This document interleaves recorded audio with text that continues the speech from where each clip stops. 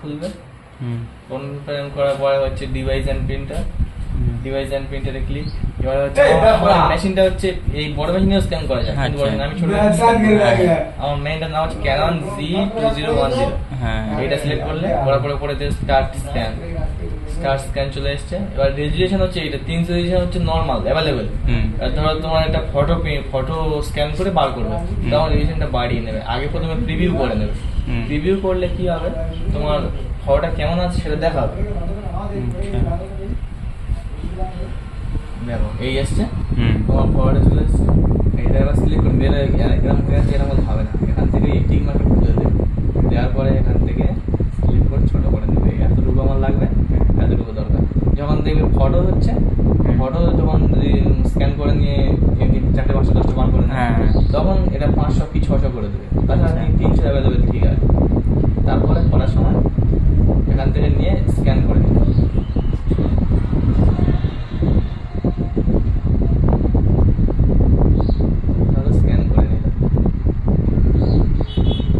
Scan করে নিলে নিয়ে এটা অনির্বাণ ওটা, ঠিক আছে বলে সেভ করে নিলে। এখানে নিচে এখানে ক্লিক করার পর সেভ করে নিলে, লিখে সেভ করে নিলে। ভিজে আছে বলছে।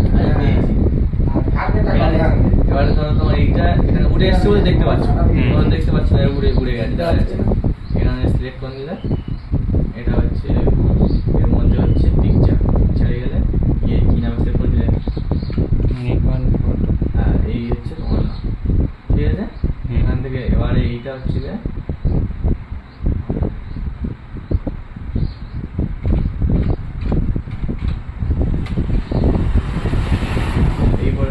এইটা তোমার ফাইলটা। এটা কত জিবি আছে? 91 কেবি। ধরো কোনো একটা কেবি 50 কেবির নিচে দিতে হবে, ঠিক আছে। এটা জেপিজি ফরম্যাটে আছে, শুধু স্ক্যান করা মানে জেপিজি ফরম্যাটে, নর্মাল ফরম্যাট। এবার এখান থেকে তুমি রাইট ক্লিক করবে, রাইট ক্লিক করে মাউসে রাইট ক্লিক করে নিয়ে ওপেন উইথ, এখান থেকে পেইন্টে চলে যাবে। যাওয়ার পর এখান থেকে দেখবে রিসাইজ আছে, পিক্সেল সাইজ এখানে আছে 1050। 1050 91 হয়েছে, তাহলে আমার নর্মাল লাগবে, আমার 200 করে নিই, দিলে আমার 50-এর নিচে চলে আসবে। 200 করে নিলে ছোটো হয়ে গেল, ওটা সেভ করে নিতে হবে। ক্লিক করার পর এটা এবার রিফ্রেশ করো, 13 কেবির মধ্যে চলে এসেছে। 50 কেবির মধ্যে 13 কেবির মধ্যে চলে এসেছে, মানে 50 কেবির মধ্যে চলবে।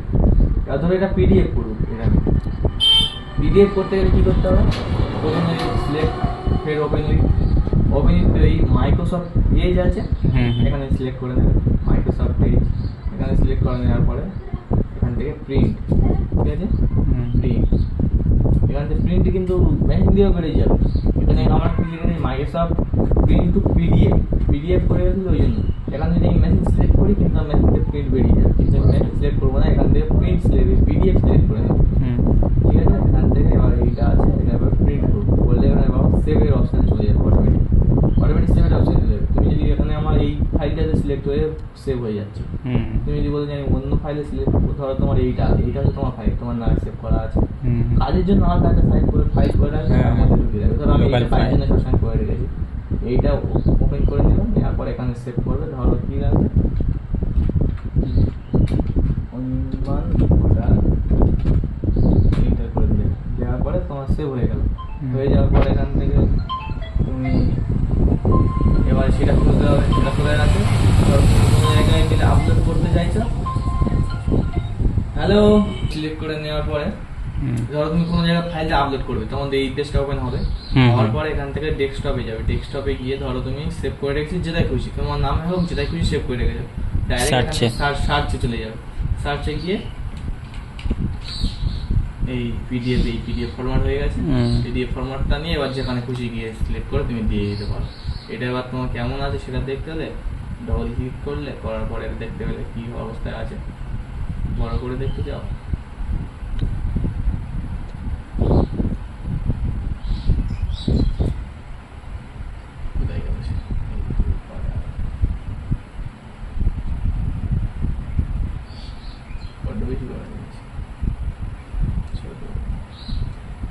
এটা এবার ফরম্যাটটা ছোট করে নিয়েছি বলে ওই জন্য কেবি কম হয়ে গেছে না, ওই জন্য এবার ফটোটা শুধুমাত্র ফটোটাই হ্যাঁ ছোট লাগে, তাছাড়া সব 100, 150, 200, 500 MB, ভোটার কার্ডে তো 2 MB, 2 GB মানে 2 MB হয়ে যায়।